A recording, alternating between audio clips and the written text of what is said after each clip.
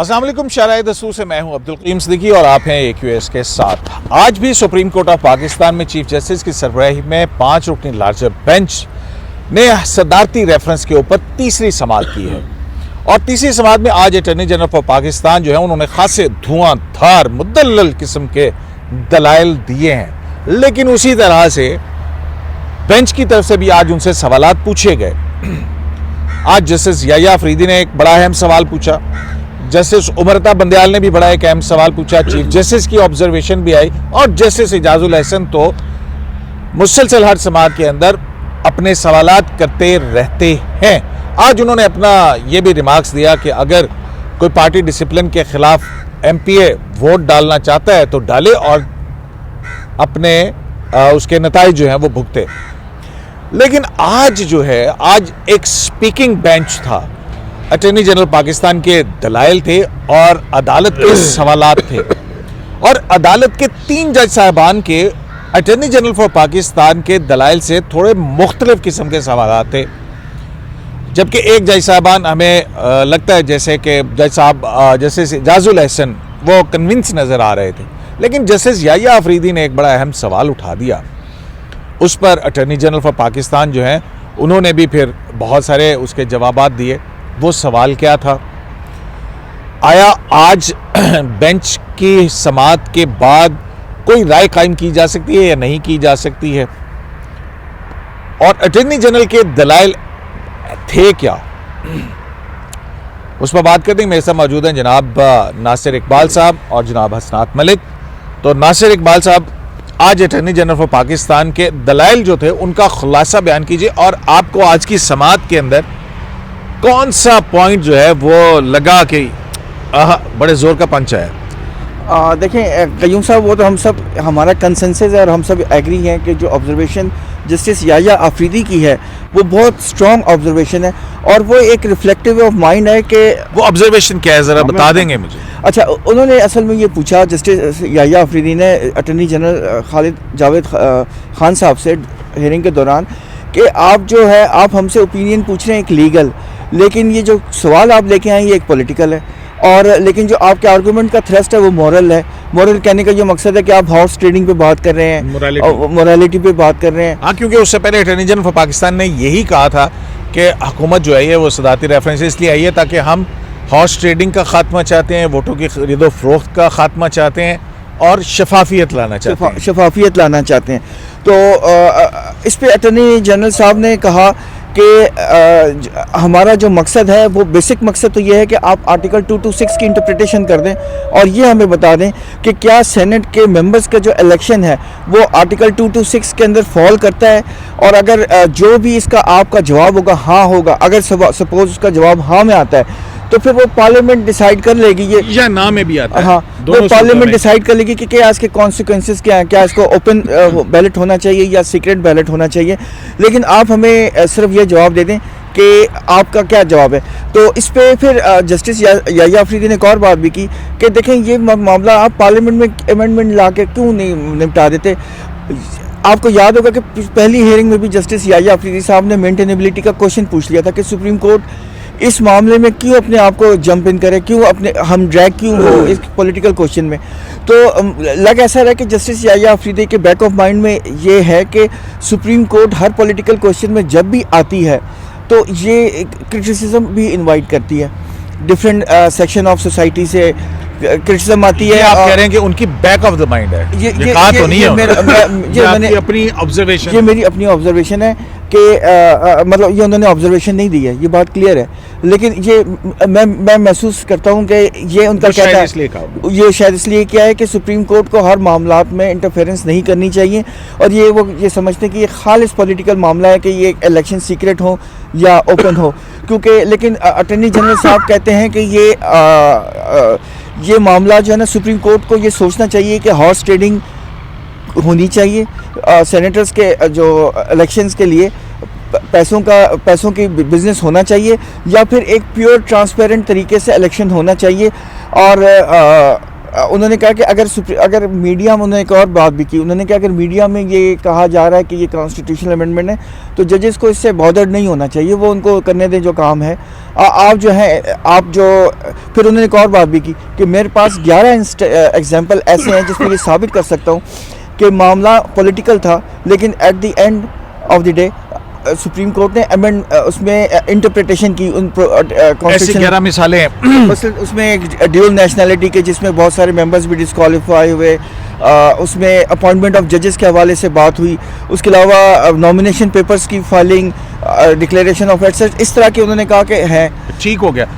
हसनात, ये कितनी अहमियत है कि अटॉर्नी जनरल ने कहा कि सुप्रीम कोर्ट पॉलिटिकल मामला जो इब्तदाई लगते थे और उसके बाद फिर उसके अंदर लीगल और कॉन्स्टिट्यूशनल पॉइंट आए, यही तो क्रिटिसिज्म है जी, यही बात कि देखिए बात इसकी क्या अहमियत, इसकी आपके शायद जस्टिस याहिया अफरीदी इस ही तनाजुर को मद्देनजर रख के मसला ये है कि वो कोई अच्छी जुरिस्प्रूडेंस नहीं इवाल्व हुई सुप्रीम कोर्ट में जो पॉलिटिकल मैटर एडजुडिकेट हुए, चाहे वो 225 की मौजूदगी में आपने पॉलिटिशियंस को तायात नायल किया है, वो कोई अच्छी नहीं है। फिर ड्यूल नेशनलिटी पे भी ड्यू प्रोसेस नहीं फॉलो हुआ, फिर आपने नॉमिनेशन पेपर जो काम इलेक्शन कमीशन का था वो आपने किया, यहाँ शेड्यूल तक आपने दिया। ये हम तो यही कह रहे हैं 10 साल से कि ये अच्छी जुरिस्प्रूडेंस नहीं है और सुप्रीम कोर्ट ये पॉलिटिकल मामलात में, ये एग्जीक्यूटिव के मामलात या पार्लियामेंट के मामलात में इंटरफेयर कर रही है, जो गलत है। और ये मैं अगर ये आप ईमानदारी से अटॉर्नी जनरल से पूछें, कहीं वैसे पूछें कि क्या वो माजी में जो सुप्रीम कोर्ट करती थी वो ठीक करती थी या गलत, तो फिर वो उसका जवाब वो क्या देंगे। मेरा ख्याल है कि सुप्रीम कोर्ट ये इमरान खान साहब की जो पूरी सियासत है जो 10 साल से वो कर रहे हैं, वो इदारों को इस्तेमाल करके और उनसे अपने पॉलिटिकल एम लेते हैं। देखें जमहूरियत का खासा है डायलॉग, लेकिन मसला ये है कि वो बात ही नहीं करते। आप देखें आपने पीटीआई ने कौन सी प्रपोजल दी है, पीटीआई का यही है कि जी हम जो है वो डायलॉग पे बिलीव नहीं करते और सब कुछ चोर और डकैत करते हैं और अपने साथ जो पीटीआई में शामिल हो जाए वो चोर और डकैत नहीं है। MQM उससे बड़ा कोई जिस पे एलिगेशन इमरान खान लगाते थे माजी में या PMLQ, अब वो आपके साथ हैं तो उन पे कुछ नहीं है। ये तो मसला ये है कि वो आ गया ना, हाँ। जो अटॉर्नी जनरल साहब 11 दे रहे थे ना इंस्टेंसेस, मेरा ख्याल है वो कोई अच्छी नहीं है प्रेसिडेंट। और वो जो चीफ जस्टिस साहबान वो करते रहे, आजकल उनके साथ हो क्या रहा है वो भी देखें। और जो पोलिटिकल मैटर से इज्तनाब करते थे नासिरुल मुल्क साहब, उनके साथ देखें कि किस तरह लोगों का बर्ताव है और किस तरह लोग और वकला जो है उनकी रिस्पेक्ट करते हैं। तो ये चीज़ भी देखनी होती है। और अमूमन जो बात की जाती है वो ये कि जी जजेस को इन मामलों में इंटरफेयर नहीं करना चाहिए। मसला ये है कि वो बात बिल्कुल ठीक कर रहे थे कि ये एक सियासी मामला है, सियासी तरीके से हल करें, ये लीगल मैटर नहीं है। अब ये जो कह रहे हैं कि जी आपने सिर्फ इंटरप्रिटेशन देनी, लेकिन उसके जो कॉन्सिक्वेंस है वो तो पॉलिटिकल है कि अगर आप कहते हैं कि जी अंडर द लॉ जो है वो अमेंड कर दें और आप मैडम जस्टिस याहिया अफरीदी वो कहते हैं ना हिट द नेल, उन्होंने वो बिल्कुल सही पॉइंट आउट किया। 30 से ज्यादा आपकी ऑर्डिनेंसेस पूरी हुकूमत ने जारी की है। देखें अगर हिस्ट्री पाकिस्तान की देखें, किसी हुकूमत ने इस तरह ऑर्डिनेंस जारी नहीं किए। ये तो हुकूमत ही सारी ऑर्डिनेंस पे चल रही, जो स्पिरिट है डेमोक्रेसी की वो तो खत्म कर दी ना, तबाह कर दी इन्होंने। हर चीज पे ऑर्डिनेंस, हर चीज पे ऑर्डिनेंस, और छुप रात के अंधेरे में 3-3 महीने छुपा के रखना। अब भी क्या पता कुलभूषण वाला वो तो किसी को पता ही नहीं था, ऑर्डिनेंस आया एक ऑर्डिनेंस लेकिन नहीं पता। यही देखें। अच्छा नहीं असनाद, इसमें देखें ना एक बात ये है कि अटॉर्नी जनरल फॉर पाकिस्तान के जो आर्गुमेंट्स हैं, देखें वो ये कहते हैं कि MPA को जो वोट मिलता है वो एक्चुअली एक ट्रस्ट है। ठीक हो गया कि आम वोटर जो है उसको फ्री वोट का हक है और इसलिए वो सीक्रेट है, और MPA के पास उस वोटर का ट्रस्ट है, लिहाजा पार्टी का ट्रस्ट है, तो उसका वोट फ्री वोट नहीं है। देखिए तो बात तो ठीक नहीं कर रहे वो। असूली तौर पे जो भी बात है ना कि हार्स ट्रेडिंग रोकी जाए, ट्रांसपेरेंसी लाई जाए, ओपन बैलेट पे भी तो सेनेट में एक यूनानिमस रेजोल्यूशन है कि जी लें, लेकिन बात है किस तरह करनी है। क्या सुप्रीम कोर्ट का कंधा इस्तेमाल करना है और बाद में नारे लगाने हैं कि मैं चोरों और डाकुओं को फिर मैंने जो है हरा के मैंने किस तरह कर दिया। आपने डायलॉग करना है पार्लियामेंट में, न कि आपने सुप्रीम कोर्ट में डायलॉग करना है। ये जो बातें कर रहे हैं, ये जो अटॉर्नी जनरल की जो बातें कर रहे हैं, इनमें लॉजिक है, वजन है, लेकिन ये बातें आपने पार्लियामेंट में करनी है। आप सुप्रीम कोर्ट से डायलॉग कर रहे हैं। हसनात की बात, ये बात कि जब ये एक मामला है और अटॉर्नी जनरल ने आज जब जजेस ने सवालात पूछे जिस पे उन्होंने कहा कि आप यहाँ क्यों आए हैं, तो उन्होंने कहा कि मैं 226 की इंटरप्रिटेशन के लिए आया हूँ। एजाजुल हसन साहब ने भी इसकी हमायत की।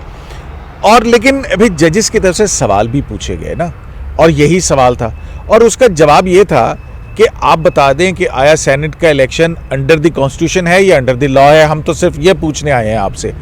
इस पे जो भी लेजिस्लेशन होगी वो होगी तो पार्लियामेंट में, तो फिर सुप्रीम कोर्ट ही को क्यों इस्तेमाल किया जा रहा है, जब होना ही हाँ या ना दोनों सूरतों में फैसला पार्लियामेंट ने करना है। देखिए ये जो हसनात साहब ने बात की है ना, ये बिल्कुल ठीक है, और हम ये बात डिस्कस भी कर रहे थे, ये सारी डिस्कशन पार्लियामेंट में होनी चाहिए थी कि लेकिन बात वही है कि जो ये कह रहे हैं ना कि ऑर्डिनेंसेस आ रहे हैं, और ऑर्डिनेंसेस आ भी उस वक्त रहे हैं जब नेशनल असेंबली या सेनेट का इलेक्शन जो सेशन होता है वो या करीब हो जाए या ताज़ा खत प्रोरोग होता है। जो आपको अच्छी तरह पता है, आप भी पार्लियामेंट करते रहे, मैं भी पार्लियामेंट करते हैं कि जब नेशनल असेंबली का सेशन आना हो तो 14 दिन के अंदर अंदर, या जब नेशनल असेंबली का सेशन ख़त्म हो उसके 14 दिन के बाद अमूमन ऑर्डिनेंसेस का आना कोई अच्छी रवायत नहीं समझी जाती, लेकिन उसके बावजूद ये सब कुछ हो रहा है। और ये जो JUIF ने जो अपनी सिनॉप्सिस दी है, उस पर भी उन्होंने यही एलिगेशन लगाई है कि इनके पास चूँकि अददी नंबर नहीं है तो ये रिलाई कर रहे हैं ऑर्डिनेंसेस पे। बात वही है कि डायलॉग वाली बात है, पार्लियामेंट को आप इंगेज करें, पार्लियामेंट को आप इंगेज नहीं कर रहे, आप सुप्रीम कोर्ट का कंधा इस्तेमाल कर रहे हैं या कभी किसी और का कंधा इस्तेमाल कर रहे हैं। ये लेकिन नासिर साहब लीगल क्वेश्चंस होंगे या आइन की इंटरप्रिटेशन का कुछ सवाल उठेगा तो सुप्रीम कोर्ट ही इंटरप्रेट करेगी ना। 186 के नीचे ये इख्तियार आइन साजों ने ही दिया है सदर को, कि सदर की नजर में है या ये सवाल हो कि ना हो, उसका कॉन्सिक्वेंस हम देख रहे हैं। हम ये कह रहे हैं, देखिए यही तो इस्तेमाल हो रही है, सुप्रीम कोर्ट को करने की कोशिश की जा रही कि आप जस्ट ये कह दें कि 226 ये नहीं, जो सेनेट इलेक्शन है वो अंडर द लॉ है, जब होंगे अंडर द लॉ तो ऑर्डिनेंस दूसरे दिन आ जाएगा। और देखिए सारा कुछ आगे जजेस भी बोले नहीं। तो अच्छा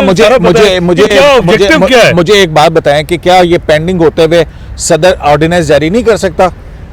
देखिए ऑर्डिनेंस मुझे बताया ना कि क्या सदर अगर ये पेंडिंग भी पड़ा है तो क्या सदर के पास ऑर्डिनेंस जारी करने का इख्तियार खत्म हो गया? वही बात है कि वो करते तो वो श्योर नहीं था ना उनके पास। अगर श्योर होता तो वो ऑर्डिनेंस करके कह देते कि जी अब इलेक्शन मेथड में। और दूसरी बात ये है कि वो कंसेंसस की बात है, आपने इलेक्शन लॉ ही तब्दील करना है अब। लेकिन मेजॉरिटी लोग जो पाकिस्तान के इवन प्रो एस्टेब्लिशमेंट वकला जो हैं बहुत से, वो भी ये कह रहे हैं कि 226 में जो है कॉन्स्टिट्यूशन अमेंडमेंट करना। आज भी एक एक्स अटॉर्नी जनरल आए हुए थे, मेरी उनसे बात हो रही थी, तो मैंने कहा आपका इस पे क्या व्यू है? उन्होंने कहा कि हम 2014 में ये कहते रहे कि वोट जो है वो एक स्टैचुरी पावर है या स्टैचुरी राइट है, लेकिन सुप्रीम कोर्ट जो है वो उसको कॉन्स्टिट्यूशनल राइट करार दे चुकी हुई है। उनका ये कहना था, और उनका भी यही कहना था कि विदाउट अमेंडमेंट जो है मुझे ये लगता नहीं है। वही बात यह ना कि ऑर्डिनेंस के जरिए कयूम साहब मजाक बन जाएगा। कल अगर इमरान खान साहब का दिल आए और वो कहें कि ऑर्डिनेंस लाएं कि जी MPA जो है वो लाहौर से पैदल आके यहाँ वोट दे, ऑर्डिनेंस आ गया है, मेथड चेंज हो गया है, तो क्या वो फिर ऐसे ही चेंज हो जाएगा? मजाक बन जाएगा। जो ऑर्डिनेंस है ना is not a free will, number 1। Number 2, president आपने फ्री विल की बात नहीं कर रहा ना सर, मेरी बात मैं कुछ और कह रहा हूँ सर, मैं कुछ और कह रहा हूँ, मेरी बात सुन लेना। मैं ये कह रहा हूँ कि ऑर्डिनेंस जो है ना, देखें प्रेसिडेंसी, आपने भी सवाल किया कि क्या प्रेसिडेंट के पास राइट नहीं है ऑर्डिनेंस इशू करने का, प्रोमलगेट करने का। देखिए presidency is not a ordnance factory. उनका काम ये नहीं है कि धड़ाधड़ ऑर्डिनेंस दें, लेजिस्लेशन का काम सिर्फ पार्लियामेंट का है, और उसमें पार्लियामेंट और जो पार्लियामेंटेरियंस हैं, आप उसको सबको चोर नहीं कह सकते, इसमें बड़े बड़े नामा ग्रामी किस्म के वकील भी हैं, और ऐसे भी लोग हैं जो different section of the society को, कोई इंडस्ट्रियलिस्ट को रिप्रेजेंट करता है, कोई किसी सेक्शन को रिप्रेजेंट करता है, तो वो एक ऑल स्टेक होल्डर्स उसमें इन्वॉल्व होते हैं, और वो अपना थॉट प्रोसेसिंग होती है, अपना अभी तो इलेक्शन होने वाले हैं, सेनेट इलेक्शन 1 महीना होगा फरवरी में, शेड्यूल अकॉर्डिंगली 1 महीना पहले जो है वो शेड्यूल आ जाना चाहिए। देखिए तो इतनी जल्दी तो कानून साजी नहीं हो सकती है ना, तो लिहाजा वो अगर कानून साजी पार्लियामेंट, क्यों सदर भी तो पार्लियामेंट का हिस्सा ही है ना। अच्छा सवाल ये है कि आज उमर अफ्ताब बंदयाल साहब जो हैं और chief justice of Pakistan, Umar Aftab Bandial साहब ने भी एक सवाल पूछा था जब वो यही बात कर रहे थे, और उनका ये कहना था कि जो MP है वो उसका वोट फ्री वोट है, क्योंकि कोई कदगन उसके ऊपर इस तरह से नहीं है जैसा कि जब आपने असेंबली के अंदर वोट देना होता है फाइनेंस बिल पे या इस तरह का, तो उसमें तो है कि पार्टी हेड के पास इख्तियार है कि वो डिसिप्लिन की पाबंदी करे। तो कैसा लगा आज जजेस का मूड अटॉर्नी जनरल के आर्गुमेंट्स के ऊपर ओवरऑल समराइज लेकिन करें। उसमें फिर जस्टिस एजाजुल एहसन साहब का भी तो जवाब आया ना, जिस पे उसमें उन्होंने कहा कि देखें जो एक मेंबर है वो ना सिर्फ ये कि अपने वोटर का ट्रस्टी है, बल्कि वो अपनी पॉलिटिकल पार्टी जिससे वो रिप्रेजेंट करता है उसका भी ट्रस्टी है। तो अगर वो अपना फ्री विल इस्तेमाल करना चाहे और वो इंडिपेंडेंट वोट करना चाहे और वो कहते हैं कि मैं पार्टी की जो डिसिप्लिन जो डायरेक्शन है मैं उससे नए इख्तलाफ करता हूँ, तो फिर उसमें इतनी करज होनी चाहिए कि वो खड़ा हो और कहे कि मैं पार्टी के I will face the consequence. उसका कॉन्सिक्वेंस ये हो सकता है कि अगली इलेक्शन में उसको शायद टिकट भी ना मिले। तो ये लेकिन इस पे चीफ जस्टिस पाकिस्तान जो है उन्होंने फिर कहा कि इलेक्शन जो ट्रस्टी का लफ्ज है वो एलियन है कॉन्स्टिट्यूशन में इलेक्शंस के हवाले से। वो ये था ना कि जी ये ट्रस्ट, तो ये फिर उन्होंने क्यों इसका नहीं, वो ये कर रहे थे कि पॉलिटिकल पार्टी ये जो एमपी होता है ये बाउंड है कि गाइडलाइन ले जो पार्टी की है उसी पे ही उसने करना है। तो उस पे ये था कि जी वो ट्रस्टी है, तो ट्रस्टी उन्होंने कहा कि ये वर्ल्ड कॉन्स्टिट्यूशनल।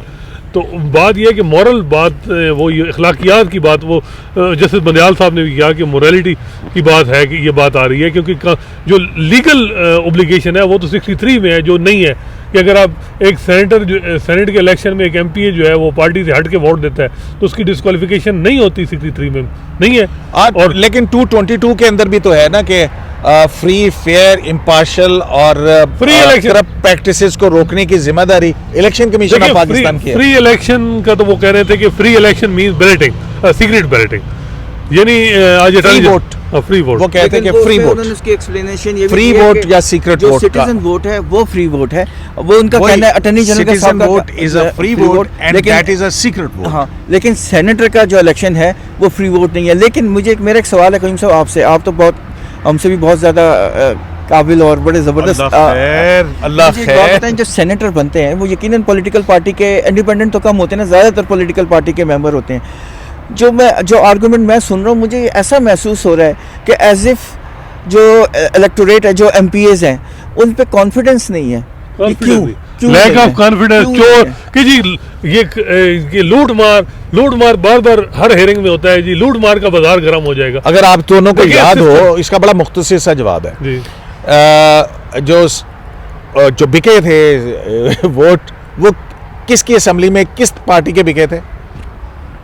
ठीक है, समझ आ गई। केपी के अंदर बिके थे ना। नहीं, इसके अलावा मुझे ये बताएं, पीपल्स पार्टी या नहीं, खैर ये अभी चेयरमैन सेनेट के इलेक्शन में देखें, जिन्होंने करवाना था वो करवा लिया। उस वक्त इमरान खान खामोश रहे और जो विक्ट्री का निशान बनाया कि जी हमने चेयरमैन सेनेट जो है चेंज नहीं होने दिया। वो अपना माजी भी देखें। खैर देखिए, अच्छा चले उस पॉलिटिकल गुफ्तगू को छोड़े, मुझे आज ये बताएं कि आर्गुमेंट्स के ऊपर अटॉर्नी जनरल के अदालत के सवालात के बाद आपने क्या तासुर लिया आज की?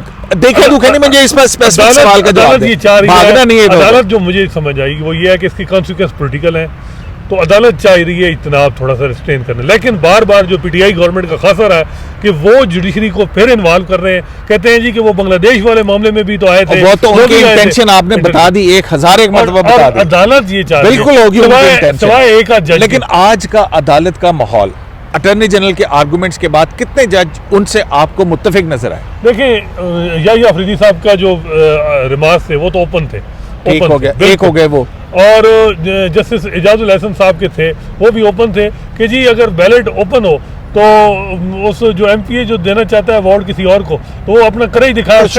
यानी उससे अंदाजा हुआ कि उन्होंने मतलब वो और चीफ जस्टिस और उमर अताब बंदयाल साहब, वो अभी कहना थोड़ा मुश्किल है, लेकिन अभी तक उन्होंने अटॉर्नी जनरल से थोड़ा, जब वो आर्गूमेंट वो उस तरह 100% जिसे कहते हैं कि वो उनके आर्गूमेंट से वो सवाल वो उठा रहे थे, आप ये नहीं कह सकते कि वो 100% मुत्तफिक थे।